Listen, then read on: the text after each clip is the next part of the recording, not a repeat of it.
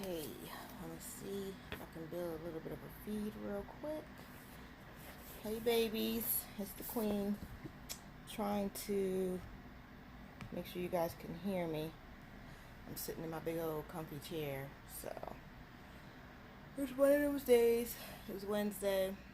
So try to build a feed real quick. Kind of tired, I'm not gonna lie. Just wanted to check in with y'all. I was going to try to do a reading tomorrow, but of course, things happen. Got a doctor's appointment so late that by the time I get back, I won't be able to read. But I had, I don't know if y'all remember, but I did a poll to see who wants me to read Queen of Secrets and who wants me to read If Some Wishes Came True. So, honestly, they both got 50-50. Like, literally, it was the same amount of votes for both books. So, I am going to read 2 chapters of one and 2 chapters of the other while I cook my dinner. Okay? Because here where I am is only 6:23. So, I know that you guys are out and about. I heard in New York and in Philly and in Maryland and all those places it's like 90-something degrees, which is uncommon because it's October. But y'all go out there and y'all play in that pneumonia weather, because I know that's what y'all doing. But I'm not knocking y'all. Have fun, get a tan. Just do what you can do while it's warm out. But I'm going to start reading while y'all out. And hopefully y'all will do a rewatch. I'll do a watch party later. I just had a couple things going on. I'm actually working on my third novel, which is like I told you, it's a trilogy, so it's 3 parts. It's called Where the Loyalty Lies. Y'all should see it. It's my cover on my personal page. So I'm working on that now, and I was working on that and my computer died, so I ended up having to charge that. But I will do a watch party for this reading. Like I said, it was 50-50 for me to read both. So I'm going to start with this one. I'm not starting from the beginning because I feel like if y'all really want to read it, y'all should order it. It's free on Kindle for everybody that tunes into the Queen. And I keep trying to tell y'all that I am not just the Queen. I am a writer and an author, and I own my own publishing company. All of my books, my novels, even the gentleman who just signed to me, his book is called Where the Loyalty Lies. All of my books, if you have Kindle Unlimited, my books are free for you to download and read. I just slashed the prices, so my Kindle downloads are $2.99, and my paperbacks are no longer $19.99. They're actually $12.99 now. I was talking to a marketing strategy person, and they told me I should kind of go crazy with slashing my prices, so I did. So like I said, I did the poll. The poll ended on what's today? Wednesday. The poll ended Monday, so I figured, like I said, I was going to read to you guys on Thursday, but I got something to do. So I'm going to read to you guys today, even though I know most of my East Coasters is 90-something degrees, so y'all out and about, and it's only about 8:30. So I guess by the time I get to this book, you guys should be in the house. I want to thank everybody that's tuning into Reading with the Queen. I'm going to share this in all my reading groups and everything. Like I said, I'm in my big comfy chair, so y'all got a close-up of my tummy, and my tummy still hasn't gone down since they kind of blew it up to get all in there and do the work and things that they had to do. So I want to say hey to my proofreader and editor, Yvette Ortega. She's on. I can see her face. So Yvette, I don't know what chapter I should start from in this, but Yvette has not only edited the books, but she read them. So this one, If Some Wishes Came True, I'm going to start from chapter 4, and I'm going to go to chapter 6. Okay. Like I said, I'm not going to read a lot. I'm just going to read enough to make you say, okay, let me read it my damn self, okay? Because that's what y'all need to do. So that's why I'm doing the reading in the first place. And like I said, I'm going to share it in the groups that I can. But hey, Vet, love you, appreciate you. Alright, so this is called If Some Wishes Came True. Chapters don't have names. They just are chapters. And once you get the book and you start reading the book, you'll definitely understand why. Oh God, I don't like how big I look on this, but I got my phones pretty close to me so that you guys can hear me and see me without me actually yelling at y'all. And the sun, of course, wants to go down now that I'm about to read, so I'm gonna have to get up and get some light up on this situation. So bear with me for 2 seconds while I get the lights on and get things situated. Because I was situated because it was nice and sunny and the sun was coming through the way the sun needed to come through. But apparently now the sun want to play with me. Oh, the sun wants to play with the queen and I don't want to play with it. So I'm going to sit y'all right here. Hopefully y'all will stay there. Okay. And I am going to get this light on so we can get this reading underway. Okay, so hold on, bear with the queen. Let me get the lights. And it's still a little bit hard for me to get up sometimes, but bear with me. Okay. All right, y'all. Just hold on 1 second. Let me get this light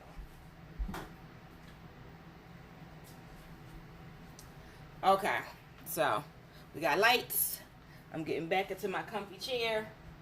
I'm gonna sit y'all back down here with me while I read this to y'all. Okay, so let me just okay.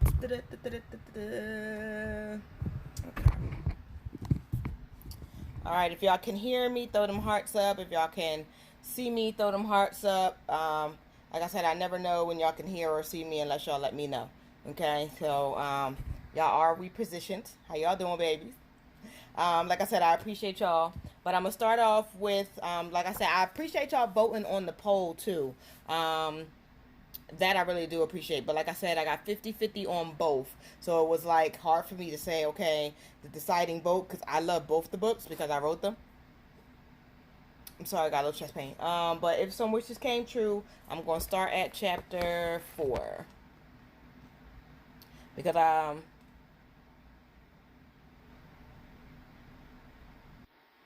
you know what? I'll start at chapter 3, and if some wishes came true, and I'll read through to chapter 5, okay?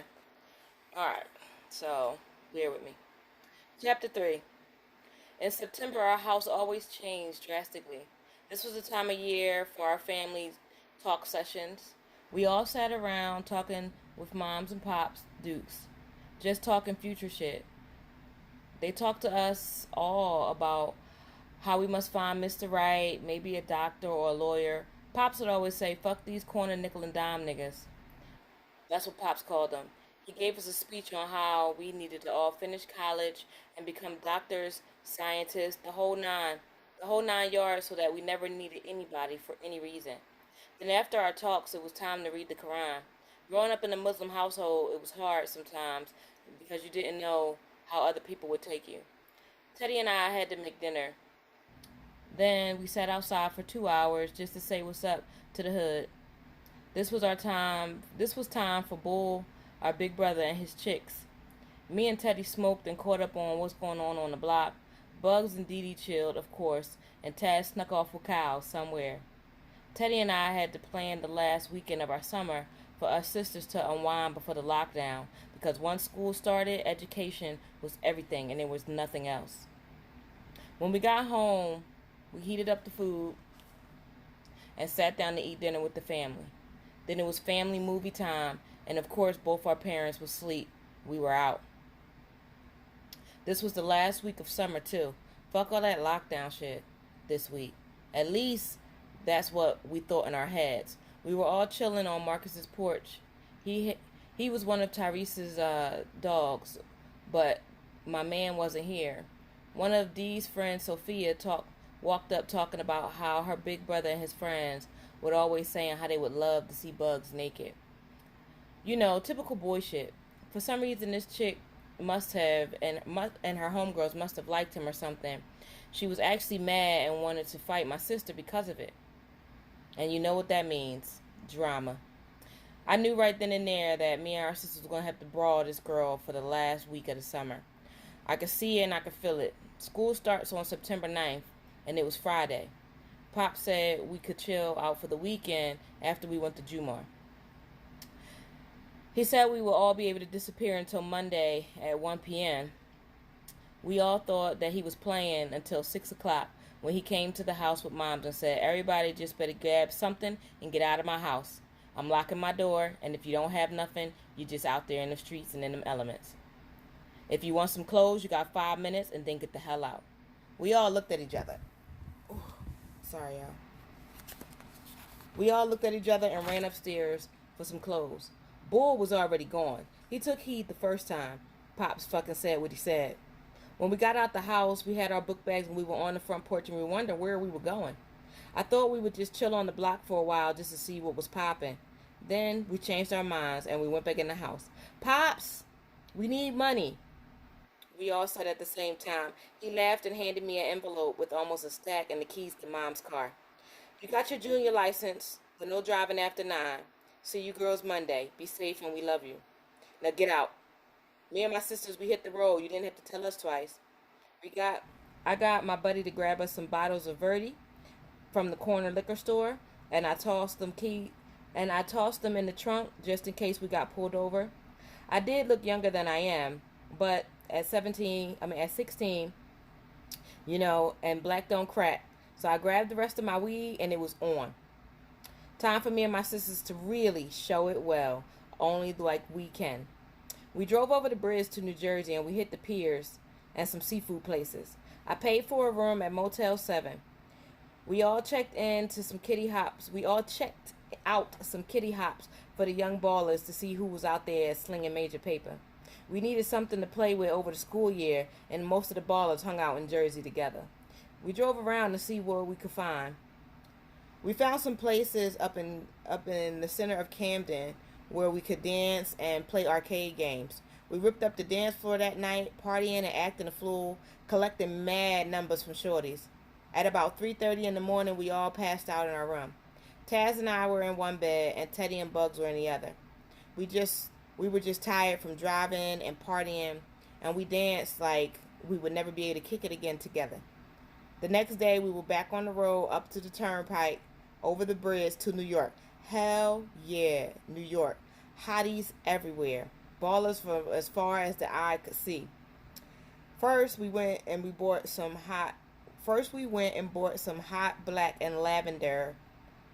Some hot ass black and lavender Prada skirt sets with the black boots to match, and then we headed to some hotel room to figure out our plans for the next 2 days. We all still wanted to hit Delaware, but where we were, the niggas was already here. We decided to go skating and then eat in Brooklyn. Shopping was a no-no since we hit the movies. Shopping was a no-no, so we hit the movies and just explored the clubs. And just explored until the club started jumping. I'm sorry. I wrote the book, so when you know what you're saying, you just kind of keep going. But anyway, shopping was a no-no. So we hit the movies and we just explored until the club started jumping. It was so easy to meet people in New York because we had decided earlier to take the train instead of drive. It was amazing. The trains were crazy. It was people entertaining and dancing for money, playing instruments, selling candy, flipping on the poles like they were at the strip club. It was even painted people walking around. We walked around the strips to see what was going on. We just continually got off at random stops on the train and got on different trains to see where we were going. We got to Manhattan. That's where we ended up at the M&M factory. Then we went to the Lego factory and we rode the big Ferris wheel. We felt like we were walking around and sightseeing more than the clubs. We jumped on the train to Harlem. Then we walked up 125th Street near the Apollo Theater just to meet a lot of different people from a lot of different places. We were talking about Philly with them and how our cities are different from other cities. It was interesting for me to listen to other people our age as well as adults. Some were more advanced in education, but more taken down by hardships of life. They lived out there fending for themselves. Some of them lived on the streets, and the only way they knew to make money was to entertain others. A lot of niggas talked about how they always hit up Philly, and they thought all the bitches in Philly were stuck up, and all the guys were either soft or real, real hard. Surprisingly, the females in New York were more accepting than the ones back home. I didn't get it, though. Everyone gave you dirty looks, but they were more accepting than they spoke. Don't get it twisted. These people seem more diverse and open to the things going on around them. When my sisters and I got to a small ass hotel room, we decided to hit Delaware the next day, just for a change of atmosphere. New York was great, but they made things in life seem all too grown up, too fast. They had to worry about everything. We didn't have a care in the world. They had no other choices. They had directions and missions, and they had to carry them out. Some of these kids that we met were parents, and they were still going to high school. They showed us something that we were not ready for. When you're young and you don't think about the outcome until it happens, you live carelessly. Last night it was so fun to experience new things and meet new people, but their stories made mom's words all the more real. Around 10 in the morning Sunday, we hit the road to Delaware. While in the car, we counted up the amount of numbers that we had between us, and we made a bet that the person with the most numbers would get $5 a week from each person in the car until school got out. This trip thus far from two cities, Teddy had the most numbers. I mean, all that booty she had, who could resist gazing at that ass? We found a Sonic fast food place to eat lunch like around 3 o'clock. Then I paid for the room. It was a cute little Holiday Inn. This room was different from the others. It had only one big circle bed with big fluffy pillows. The first room was big with those beds but the beds were hard as hell. The second room was small and the beds were nice though. At least this room was just for us. It was comfortable and cute, just like us. We sat in the room getting dialed up, talking shit about the people we had met. I told the girls that one of the girls named Tina said she was a mom and she was doing music and school full time. She gave me her number since I wrote poetry and told me if I had time to give her a call in my spare time. She said she wanted me to write her a song so that she could perform it when she was on the buses and the trains. We discussed me being a writer and us taking over the show business and becoming a major show stopping team. We laughed about it as we spoke, but in the back of my mind, I wasn't really thinking about it. I had been writing poems since I could spell and do a little rhyming word stories, but I never thought that I should take it seriously. I noticed the girls was dressed, so I got dressed in a hurry and put on my party outfit and we jumped in the car. We rolled out to check out a skating place nearby. I was too tired to go any further. Lo and behold, we spotted a group of cuties on our way. We swung Mom's old Buick Regal around, and the driver was a cutie with hazel eyes and pink lips. He yelled for us to follow him. To our pleasant surprise, there was a big plaza with arcades, bowling lanes, skate-in, movies, and little places to eat. This place was so big that it wasn't even a place to dance outside. On the far side of the structure was a barbecue truck that sold beef ribs and stuff, and we love us some beef ribs. We were happy we decided to come and not stay in New York. Honestly, it was the best place yet. The guys were straight out of a GQ magazine. Fine, with their waves spinning, sexy lips, everywhere, and when they opened those lips, the actual words that came out were clear. They had manners, they had money, they had cars. I didn't even want to leave. I met this guy named Dallas, and he played basketball for Delaware High. He was a senior in high school. He had a scholarship to Delaware State College. He was perfect. I didn't even care about the bet that me and my sisters made after meeting him. He was fine, honey-coated with waves and black hair. He was nice. He had a nicely cut and he had sexy abs. I don't know why he did not have a shirt on, but I didn't stop him. I didn't ask him to put one on, and just looking at him made my heart stop. It was like I floated across the room to him. Damn, he spoke like he could read every thought in my mind, like he was meant to be where I was at the time just so we could meet. When we finally reached where I was standing, he said, "Hey, you look lost. I wish I could help you find your way. If only you would tell me your name." It was one of the worst lines I've ever heard, but when I opened my mouth, the only thing that came out was, "My name's Wishes. What's yours?" He said, "Did you come from a star? Because wishes like you are only one in a million." All I could think in my mind was, wow, he had the worst lines ever, but he was beyond the cutest. "What's your name? Because I don't talk to strangers," I said with a slight attitude. He said, "My name's Dallas, even though I'm from Delaware." That put That voice put words in my head like I recorded him saying it. We danced the entire night. We danced the entire night. I'm sorry, people are texting like they don't know that I'm live, even though they all get notifications. Okay, all right. I'm sorry. That voice put words in my head like I recorded him saying it. We danced the entire night, all night. He never left my side. I didn't want the night to end on the dance floor. It was like he just was meant for me. Even when the music stopped, we stayed together. He followed me and the girls back to the hotel room so I could drop the girls off. Then he and I drove his silver Infiniti down to what they called the chill spot. It was like the Platte in Philly, but it was more walkways and benches for us to sit down. The Platte had more trees and water, but we sat on this table and he kissed me all over my neck. I stopped him for a while just so we could talk, just so I could see what he was really about besides playing ball. I felt like I could actually like this guy more than the summertime fling thing. We noticed that we were all alone out there. We started kissing and touching each other. I had to stop for a while. I had to stop for a minute so I can control myself because really I didn't know him and I had a man back home. He understood and he sat beside me on the hood of the car. We talked all that night, then we watched the sun come up together. We talked about life and the little things that made people happy.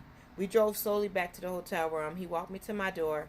Then he dropped me off. He kissed my hand and we exchanged numbers so that he can call me. He even gave me the address so I can write him whenever I want. Then we kissed slowly or softly and sweetly goodbye. I told him that he would definitely hear from me as he walked back down to the long hallway. Oh, tote hallway. I went into the hotel room and climbed into bed with my sisters. I fell asleep with a silly grin on my face. We all woke up around 7 in the morning on that Monday as if we were home. We ordered room service, beef bacon, banana nut pancakes, cheese, eggs, and grits, and then we went back to sleep for another 2 hours. I made sure to tell the front desk we were checking out late. I told them all about my night with Dallas, and would you believe that nobody even won the bet? We all had the same, about 11 numbers apiece. Honestly, I won because I didn't count Dallas in the count, and he would have been 12 for me. On the way home, we stopped at Rita's Water Ice, and we all grabbed gelatis, plus we grabbed one for Mom's and Pop's Dukes. That's water ice with ice cream together, for all those that don't know. It's banging, especially on a hot summer day, and Mom's loved it so much. We all sat on the porch eating and talking and waiting for school the next day to come like it was the end of the world. We all had our clothes out and ironed on the bed, shoes underneath as if we already had the outfit on. The weekend was a great trip. I really felt like it was that the girls and I, it was what me and the girls and I needed. I was truly relaxed and ready for school. I was ready to be that boss that I am in school. My man is a senior and I'm a junior, and I run the National Literacy Corps and the Future Business Leaders of America, while he runs the school band and the music club. Everyone in school looks up to us since they knew us from the block. It made it more like fear and respect. I loved it. On Tuesday in the morning, when we got up to leave out of the house, Mom said, "Good luck, babies, and much success on moving forward." This was Bull's last year of high school. So all he wanted, So all he wanted was to be in everything that he could and be in all the photos, so he was in every picture in the yearbook. I wanted to go to 2 senior proms in a row. I really had to complete all my goals. Tyrese would take me on his prom, and next year I would take him on mine. That was my goal. Everybody else wanted to try to keep up with their homies from last year. Teddy had to make sure that she wasn't in any.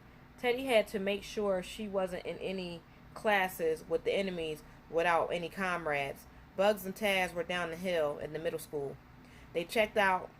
They checked out all the way to make sure. They checked it out all the way to make sure we could get to them quickly, just in case of an emergency. The next day, it finally felt like school was officially in session. We had to go everywhere, whether we liked it or not. To every class, we had no choice in the matter. Our parents did not play that missing school for any reason except death. Even if we wanted it a certain, even if it was certified. The girls and I all agreed to meet up after school to get cell phones so we'd be able to reach each other. Then we headed out. Taz and Bugs went up the hill. Teddy, Bull, and I went up the other way. At school, Bugs and Taz were assigned their classes, and who was in Bugs' class but Sophia, the girl whose boyfriend liked Bugs from the summer. She was in her advisory, but Dee Dee wasn't. Bugs was alone though. She wasn't alone though. She had her homegirl Kenya from Crittenden Street, and she didn't give a fuck about the situation. However, you could see on Sophia's face that she did. Unfortunately for her, Kenya was like Bugs. So as the teacher was taking roll, the girls were talking shit to their buddies about Bugs, and for what?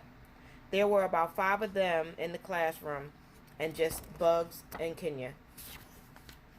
But Bugs played it cool. She didn't trip. She knew all she needed to do was make it over to Taz, and everything would be good. One thing people did not know about our house was that our father was a little crazy. He was in the army when we were young, and he really wanted boys. We grew up in our house, and we had things like fight time and roll on hour, so a little jumping didn't matter to us. We knew how to stand back to back with one sister on our back and fight totally in sync with the other sister. After roll call, when the teacher dismissed the class, Bugs and Kenya walked towards Taz's class. One girl said, I wish some stuck up bitch would show my man anything." Taz walked up out of her advisory and heard what was being said. Bugs turned around and said to the girl, "Is there really a reason why y'all following me?" No one said anything. Taz said, "Is there a problem with my sister? If so, step up or step the fuck off." Sophia turned around, and before she could say anything, Bugs flew in her mouth, left hooks, right hooks, blows, and she threw her head first into the locker, stumping her over and over while Taz just stood there making sure no one jumped in the fight. Once Sophia hit the ground the third time, one of her friends started swinging on Bugs. Taz immediately flipped her over her shoulder, and the girl landed on her back, looking up at the ceiling. After a minute or two, some teachers came out and broke it up and took the girls down to the principal's office. Imagine how moms and pops Dukes was felt getting a call for 2 kids in less than 2 hours after the second day of school. Luckily, it wasn't their fault, but still the fact that it was over, nigga Pops was mad as shit. After school that day, Teddy and I went to grab both of our cell phones from Shelton Avenue. We heard what happened to Bugs and Taz from one of our friends whose little sister goes to the school. So we grabbed the girls' beepers. We knew they couldn't have phones, but we still needed to reach them. The first month of school was hell because of what happened with those two. Pops made us get on our study mode. He even made sure that we did our homework and he signed it. He wanted to make sure that there were no boys in our lives. He even wanted to make sure there was no boys in our brains. So he said, we're going to work out our brains and not our bodies. Our bodies work for us. Our brains work for us, not our bodies. Little did he know, we all had out-of-town men anyway. Hot shit niggas that's what we called them. Me and Dallas fell in love in about a month's time, just talking on the phone. I talked to some other niggas from New York for some money and some fun, but I never saw them. I have them mailing me money and cards and presents, things like that, talking on the phone. Teddy found a guy in Jersey named Troy. He was fly. He was fly as shit, but he had a baby on the way by some girl who lived near him. And in my eyes, that shit wouldn't work. Well, anyway, with all the school stuff that began this year, I knew that Pops would be being on our nerves for the next 9 months. Was going to be something that we all knew and remembered around the house every day. Around Thanksgiving, I thought everything had calmed down. But one night at Grandma's, we went to see what's going on. And our cousin Mark and Bull got into some dumb shit over Mark giving me money, or too much of it. Mark was like my big brother, even though he was my cousin. And Bull, being my big brother, didn't like it. This fight was crazy. Bull had tried to stab Mark over the money. Bull was so possessive over his ladies. Even though he treated us like crap as a big brother, he loved us all. He didn't want anyone giving us anything or doing anything for us. The crazy part was, he didn't do shit for us anyway. But he beat up a few people here and there. I guess that's what big brothers are for. I never understood what the issue was really between Bull and Mark for real. But they used to be so close before Mark's dad died. The fight, though, though it had the family fucked up over nothing, it brought out some shit in the family that had nothing to do with it. My aunt wanted to start yelling at my moms and pops about bull, and pops wasn't having that mess. Shit that we thought was never to be said was said, and shit that they thought was swept under the rug came out of the closet. Just about everybody in the family was so mad at each other so mad at each other and ready to fight each other over nothing. Nobody in Grandmom's house is speaking. I don't know what Bull and Mark started, but I just know it wasn't good. Chapter 4.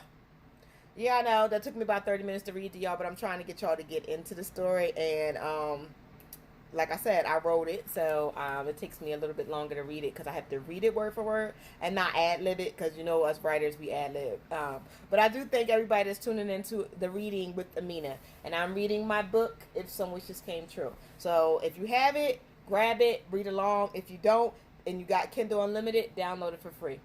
Chapter 4. Hell yeah, time to raise hell. It's my 17th birthday, December 26th. I woke up as always to Mom singing happy birthday to me at about 6:30 in the morning. She kissed me on the forehead and asked me what I wanted for my special day.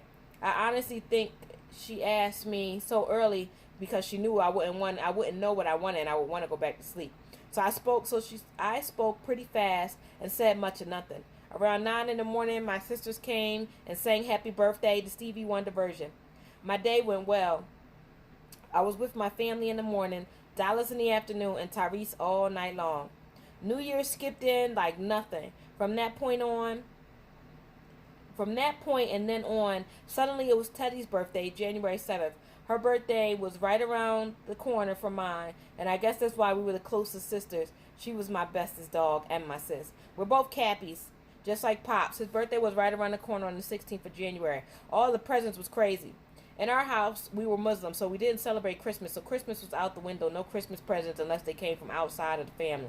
With all these birthdays falling in line, it was crazy enough, though. As I started to plan my junior prom and Tyrese's senior prom, I forgot all about Bull's birthday, February 6th. I gave him something. Can't really forget the big brother. Even if he did mess up the whole damn family for nothing. That was hell on my broke ass since I couldn't call Mark for money or quit my job or get a quick job. The school year marched in and Bug's birthday was March 15th. More money out of my pocket. Now all I knew is that I was desperate for cash and I was not asking moms and pops dukes for it. I had 3 months to get the money for my 2 dresses, shoes, bags, matching shawl, and everything I needed. Let's not forget I needed my hair and my nails and my toes. Damn. Let's stop playing. I really had to rob a nigga. Dallas understood that Tyrese was taking me on my prom since he was in my neighborhood. I made up some shit about my mom fixing it up since he was local. Those 3 months just flew by, and all I knew is I hadn't been working with Mark because of the rift between him and Bull. I really never understood that the beef between them because of growing up, they always were close. Bull used to hang under Mark for a long time until Uncle Larry, Pop's favorite brother, he died. They looked alike, a lot alike. I remember when Bull and Mark even used to dress alike. Mark was 4 years older than Bull. After my uncle got sick, everything changed between them. It should have brought them closer, but it did the opposite. This feud was messy, and it was messing up my money. I never had to work for my cousin too long to make $1,000, but Bull asked me to respect him, and being as though that's my brother, I did so. And I stayed away from Mark in the streets. I know we were all family, and my brother can't tell me to stay away from my cousin, but I didn't want any conflict, any more fighting, and any more nonsense. I loved them both. So I saw Mark, I just didn't work for him. Now in June, I had saved enough money doing odd ends at the corner store, and my man helped me get both my dresses. Tyrese and I naturally looked great on my junior prom. My dress was black and gold with one side shorter than the other. My back was out and I had a crisscross pattern across my chest. His suit was black with gold pinstripes and a tie to match. He had a stretch limo with a little mini bar. It was the bomb. However, things aren't always as good as they seem. The time we had was not as I pictured it. We argued the whole time. It wasn't fun. I tried to look for the great picture in it, but it was hard since he was getting on my last damn nerve. He was looking at everyone and he thought I didn't notice. He just didn't want to be there, and it showed. We argued about the littlest shit even after the prom. The sex was so bad, we didn't even look at each other. Like we had no attraction to each other, even when we had known each other forever and been together forever. It was so wet. He ate my pussy like he's never done it before. Every stroke was like pulling teeth. It was so bad I actually had to say, "Get off me." Everything was so wet. I had a week after that to get ready for Dallas's senior prom. I had to make a good impression since it was his senior prom and all, and I hadn't met his mother yet. I had on my straight red dress with gold shimmers. He had on a black suit with red pinstripes with the matching tie and hanky. He rented a tinted out Infiniti that he drove. Our pictures, of course, rocked. I didn't step out like I wanted to in my dress and my shoes. I really just wanted to wear it and be great. We had a very nice time. He even asked if I would go on his senior trip after graduation. I don't know how that would have worked because I knew I had to go. I promised Tyrese I was going on his senior trip. I would really have to do some thinking. Plus, I definitely needed mad money. After Dallas dropped me off, I started thinking about how much of a gentleman he is. How sweet he was for bringing me straight home after the prom. He really had to respect me as a person. He was so sweet. I did not want to hurt him. I did not want to hurt him at all, but I knew I had to give up. I knew I was not ready to give up my relationship with Tyrese, even though he was getting on my nerves. The following weekend, Tyrese's senior prom, and we were on fire. He rented a tinted out limo with a driver. I had on a white silk dress with a black gold with a matching. I'm sorry. I had on a white silk dress with a gold belt and matching gold shoes and all the gold accessories. This was his senior prom, so I guess he wanted to make the most out of it. Our pictures was amazing, and we had a phenomenal time. He rented a suite out in the Marriott in Center City. We had a hot tub in the middle of the floor and a huge heart-shaped bed with mirrors all over the walls. We stood in the mirror together, and he stared at me in my eyes, and I was so happy. I looked at him, and I just smiled, and I really couldn't respond honestly without ruining the night. I kissed him, and I squeezed him really tight, and we made love all over that beautiful white and red room. The night was so magical. I was so confused. We had the worst time at my prom, and then we had the most amazing time at his. Then he makes my month by pulling off the most amazing night in history. When I got home the next afternoon, I sat and I realized it was time for me to hit up the homies to see how I could get my pockets right and get my mind off these men. I called my homies from South Philly, Ted and his brother Sad. They were my Italian friends. They always knew a way to make some fast money. They kept shit going on and they told me to swing through to see what was popping. Just my luck, they needed a quick worker. No one would suspect I needed $3,000. I needed that money and I needed it fast. I couldn't reach anyone Saturday morning, so I decided to just take a trip that afternoon. With my sisters on my back, it was hard for me to get off the block. They were always trying to hang with me in the hood. Some things I just didn't let their little asses know. I'm the big sister and I make moves, and there's things about me that they don't need to know. When I leave the hood, they don't know where I'm going and what I'm going to do. All they know is when I come back, I got ends for everybody. That's my job as the big sister, to take care of them. With all of us being so close, it was hard to start selling packs and making flips. However, my cousin Mark showed me how to work these streets. He told me, being the oldest girl, I should always have money in my pocket. So if my little sisters needed something and my brother didn't have it, I did. He used to tell me that I was the one that was supposed to go and get the bread, come home, and bake that shit up too. At times, I wondered why my parents had all of us so close together. We were all just a year apart, and we were so close that it would get on our nerves, and we would all be in each other's business. I had a hard time dealing with the things because I had a lot on my mind, but making money could always calm me down. Tyrese wanted to go to Bahamas for a few weeks after graduation, and Dallas wanted to go to Jamaica for a week. I had to get up enough money to pay for 2 trips, even though I could only go on one. With that in mind, I finally lost my sisters and headed to South Philly to find my homies and my cousin Mark. I knew, like I should, if anyone could help me, it was Big Cousin and the crew. All I had to tell him was all I had to tell him was his pockets was hurting so bad I couldn't barely breathe. When I got to Grays Ferry Avenue, he was there with his team of bandits standing around on the corner calling attention to themselves. I told him that I was trying to pay for shit. I don't take no fucking handouts. I had to make 3 grand and I needed it 2 weeks ago. What's up with some money and how can I get it? They all looked at me and my big cousin replied, "Baby cousin, I always got what you need and I'm here if you need me. Calm down, here's the weed, roll it up." You know how your big cousin is going to handle you. We drove around smoking and collecting money from some of his people. Then he got a call from Rich. He dropped me near South Street train station. He told me to hit him up later and he would hook me up with some real money shit. On my way down towards South Street, I heard, "Hey baby girl, stay sweet. You'll always get what you need. Some wishes do come true." That's all he had to say. I smiled and walked away. When I went home, I called Dallas just to see what he was doing. We talked for so long that when I hung up, it was 9 o'clock. Around that time, everything shut down for us. It was still a school night after all. The next day, after school, it was so nice that everyone was outside mingling.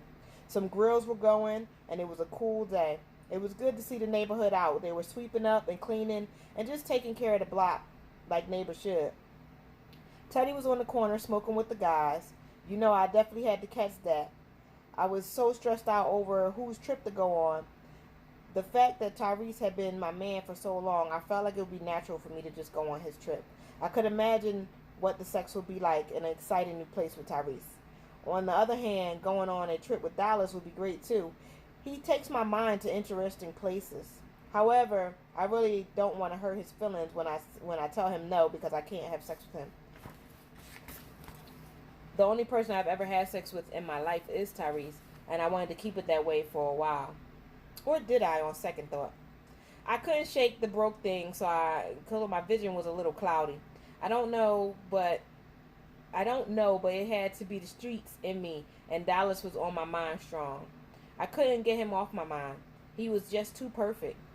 I knew from experience that things that are too good to be true normally are. I sat down and began to write some poems. Poetry cleared my mind and my thoughts, just like money. I thought about how Dallas said things while we were out. He talked about how he wanted to see the world, climb mountains, and see the great outbacks in Australia. He wanted to explore shit. Dallas opened my mind in a way that Tyrese never did and never could. But Tyrese could always open my legs. Once my writing cleared my thoughts like I knew it would, I was seeing changes in my life and changes in what I needed to be and what I needed to have. I felt like the change in me, I couldn't put my finger on what was going on. The more I put the pen to the page, the more I felt free and motivated. After Dallas graduated from school, he was offered a full scholarship to basketball camp. That's the shit that he was always talking about. He had a scholarship, but he had a scholarship to play ball, but he wanted to be an engineer and work for his money. Most people would have only wanted to play ball, but not him. He wanted to graduate with straight A's no matter what. He wanted to be able to say that he never took a handout from anyone for any reason. He wants to always say that he worked for his own and not just and nothing was just given to him.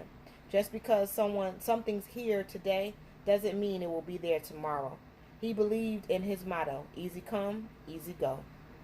His mindset, his values, and he never let you forget those sexy pink lips where all the girls would ask him for a kiss.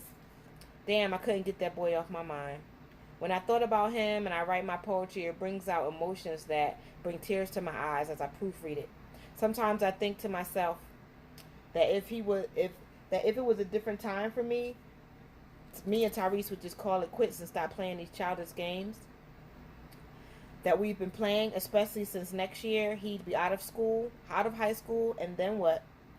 I think I need to tell him either way that we need to make moves, and we need to stay together and make moves, or be grown up and let our life let our we. I need to tell him that we either need to stay together and make moves and be real grown up about our shit, or end our lifetime love. When I finally got home from school the next day, Mark had finally called me back. Bull was still tripping about it, but because he answered the phone, he started yelling at me and telling me how they still didn't get along, and something stupid about me caring about him. I told him, "Get over it. You're both my family, and I can speak to who I want to speak to. Shut up and give me the phone. I need to call my cousin back." He just stared at me for a while, and then he took a few steps back and went upstairs. As I dialed the number, all I could see was money flowing in. "Yo, cuz, it's me." All he said was, "I'll pick you up Friday after school. Be ready for some hot shit." Friday in school all day I was thinking about who this nigga was going to kill or kidnap. Oh well, about 7 o'clock he came to pick me up, and I was ready for anything. I had on all black everything, and my butterfly knife and my extra flip out blade was on standby. Shit, I was with the family. I was with family, and he never would let anything happen to me. But the girl like me, I was always prepared for everything. We rolled to Atlantic City to some chick, Marcia's crib. I remember her from the last case he had. Her house was the bomb. This bitch had everything. Her living room was decked out with cream-colored leather sofa set and cream end tables with diamond-shaped glass in them. The dining room was banging. It was a dinette set that matched the buffet case. The floor was carpeted from living room to the front of the kitchen door. The kitchen had red wood all over the floor, and the cabinets and the countertops. The room that I stayed in had double French doors, and it led to the balcony where I could see all of downtown AC. There was glass doors. They looked like big-ass windows. The rooms were different from mine at home. I loved the sunlight coming into my room that I stayed in. The bathroom had a jacuzzi in it and the wall-to-wall mirrors for the tub. Wall-to-wall mirrors around the tub. It was just amazing to be in the bathroom. First, we hit the casinos. My cousin was calling all the cards in blackjack, pulling major dollars. I was playing the slots and sipping on the free drinks that I could get. I won about 500 and I lost about 200. At the end of the night, Mark and I met up at the craps tables. To us black motherfuckers, it was simply called dice. And he was good at rolling dice. That's all him and his bandits did all day long on the corners. They ate, they slept, they shot dice. He was unstoppable once he jumped on the tables. Mark came up like $4,000 in the first hour on the tables. He just kept playing and screaming out, "Let's have it, let's have it." He came up another $3,000. We rolled out a half an hour after that. By that time, I lost the $500 back to the slots, and he was headed towards me. I couldn't go to the big floors without IDs. He broke me off, which seemed like half of his money. He broke me off what seemed like half of his money and took me back to Marcia's crib to go to sleep while he hit the streets. He left me some weed and a small bottle of Bailey's to sip on until I fell asleep. Before I went to sleep, I called my mens. I told them both that I was alright and that I would be home in the morning. I rolled up and pulled out my pen and my notebook of poems. I started writing while I smoked. Instead of writing a poem, I actually wrote a short story about a queen pin that was running South Beach. In the story, she had moved after college to a place where nobody knew her and started up her own business making breakfast. Then she turned that into a franchise and simply started stacking until she was just a boss. I had rolled up another blunt and smoked slowly while I read over my story. I was astonished at my creation. I read it in my head. Where did this come from? I thought I could never write a story. I barely understood why my poems were so amazing. Sunday, on my way home, I told Mark about the story I wrote, and he said he was proud of me. He told me to leave it with him, and he'll see what he can do about getting it published. And I laughed, and I told him I wouldn't want to get it published. This is something that I just wrote just to be writing.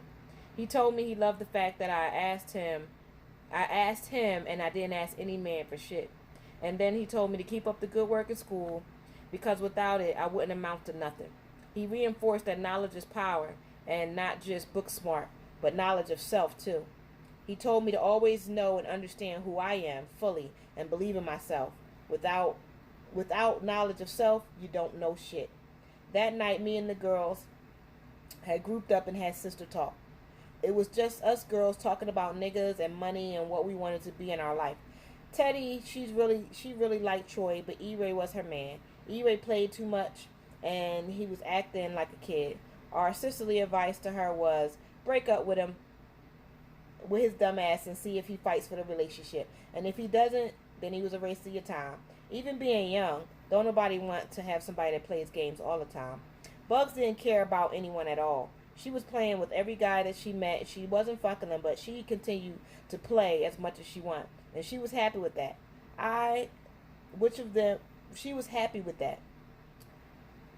However, I did explain to her, soon, one of these niggas will be wanting something more from you. And if you're not willing to give it and give up your virginity, then they will try to take it. I explain always keep some type of weapon on you because some men don't like the word no, especially after they spent their dough. She simply replied, then they are gone no matter what. I kept telling her, no man is going to eat your pussy forever.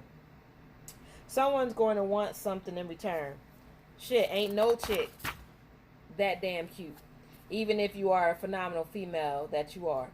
Taz and Kyle were still in lovey-dovey. They've been together since kindergarten, and it's really funny that they had the best relationship out of all of us, even though they were the youngest.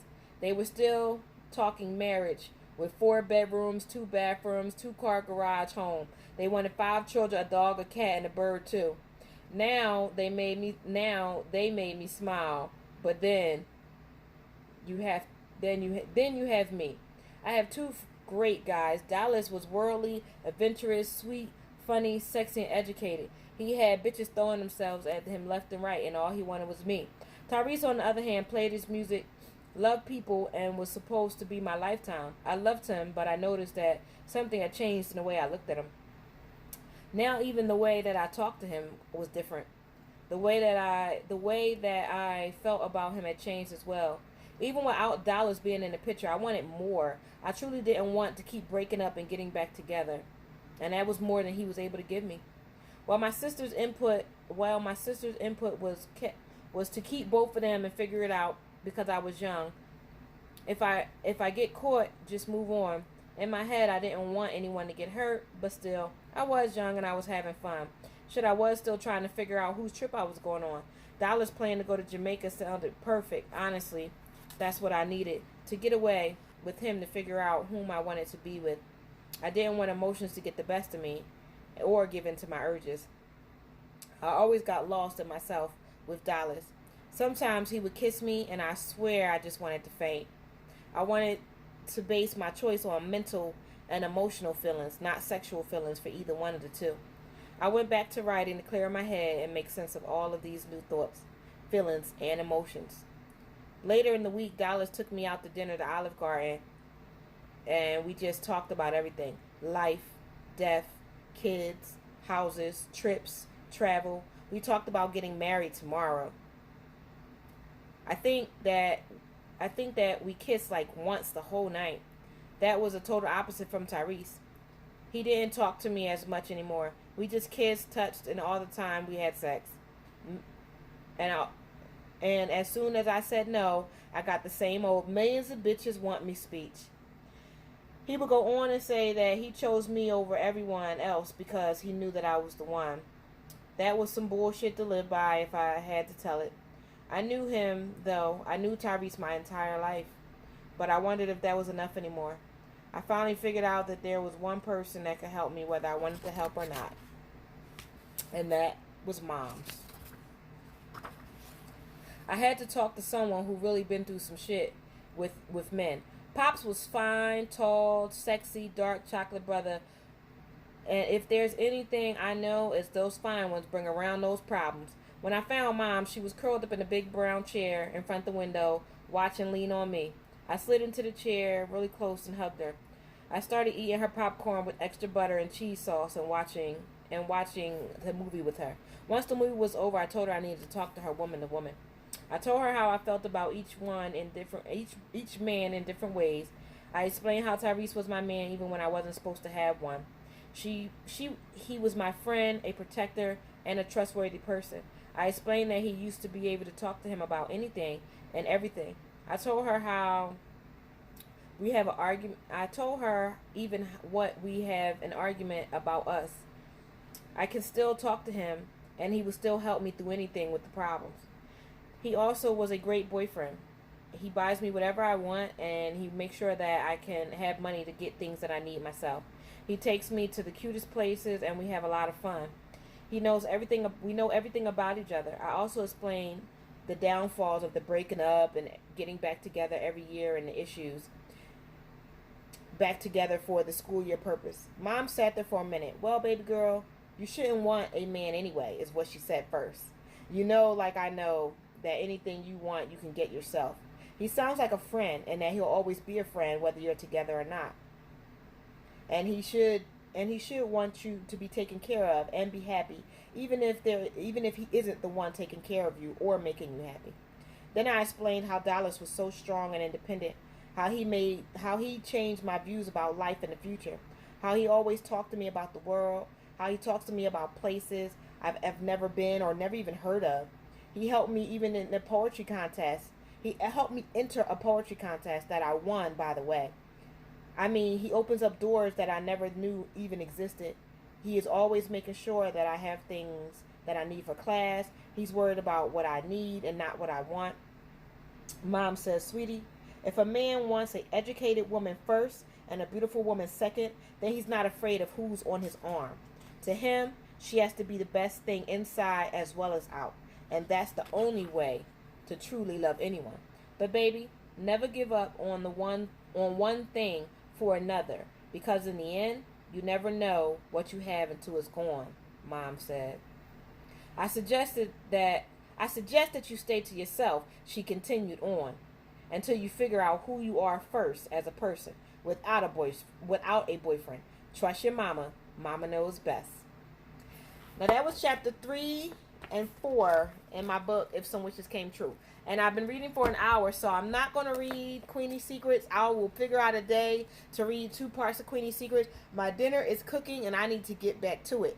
Now, I appreciate everybody that tuned in. At one point, it was a few watchers, maybe 6, 7. But thank you guys for tuning in to Reading with the Queen. I'm going to share this in my reading groups, so my reading groups can download. Like I said, If Some Wishes Came True and Queenie's Secrets are on Amazon. They're also on my regular site. If you go to Show It Well Publications. If you have Kindle Unlimited, every book by Show It Well Publications is free to download. And I'm not the only author, okay? I do have an author by the name of Madafa Lindsay, and he does have a book out now called Lessons Through Time.